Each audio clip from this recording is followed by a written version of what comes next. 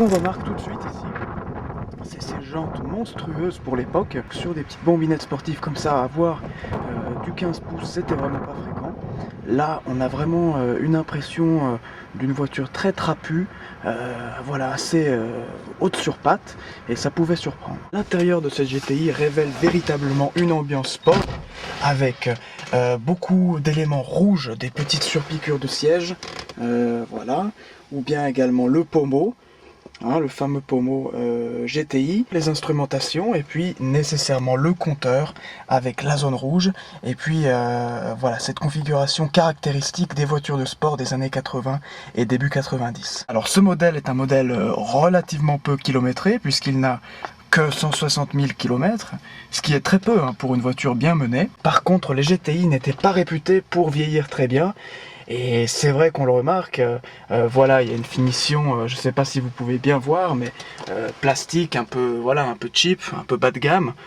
C'est vrai que pour le coup, Peugeot ne s'était pas foulé, mais il faut rappeler qu'à l'époque, ce qui était important, c'était surtout les performances hein, sportives, donc la légèreté, le rapport poids-puissance, le couple. Et pour favoriser ce genre d'éléments, il fallait nécessairement gagner du poids hein, sur tous les tableaux. Et la 205 a d'autres atouts. Elle est légère, 850 kg, et le poids c'est aussi important que la puissance pour les performances. Sur le kilomètre départ arrêté, elle fait 31 secondes. C'est le même temps que l'ancienne Golf GTI 1600. On aurait pu espérer mieux, mais la nouvelle Peugeot est sensiblement moins chère que la Golf.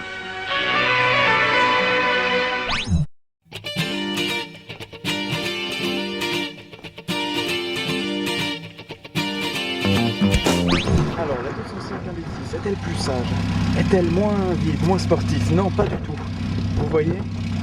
La même finition, hein, rouge et sportive, hein, exactement chaque modèle de 205, mis à part les premières versions, hein, sont extrêmement sportifs dans l'habitacle. Ça c'est un modèle qui est vraiment un modèle d'exception puisqu'il est 988, il a été importé de Belgique et c'est une première main qui n'a que 140 000 km. Alors sur ce modèle, un litre 6 de 115 chevaux, hein, il y a vraiment beaucoup plus de couple à bas régime. C'est-à-dire que la boîte courte favorise un comportement un peu plus dynamique de la voiture et ça c'est intéressant.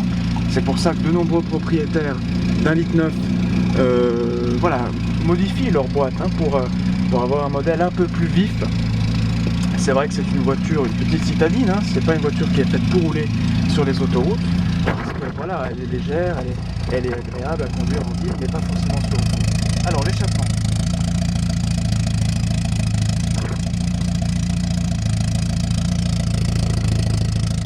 Ça c'est ce qu'on aime chez Robelcar, l'échappement en inox.